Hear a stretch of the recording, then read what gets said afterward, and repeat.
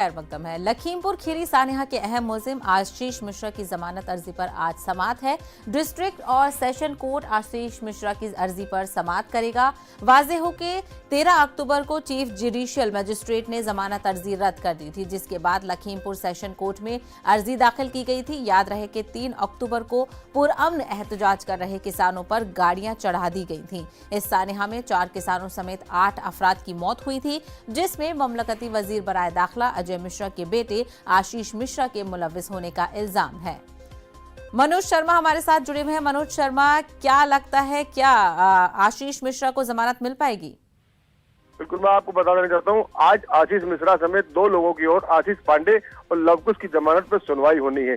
3 तारीख 27 तारीख को ये सुनवाई होनी थी, लेकिन गवाहों की गवाही पूरी होने ना के चलते कोर्ट ने इनकी सुनवाई जमानत पर सुनवाई 3 तारीख को मुकर्रर की थी। आज आशीष मिश्रा की सुनवाई होनी है।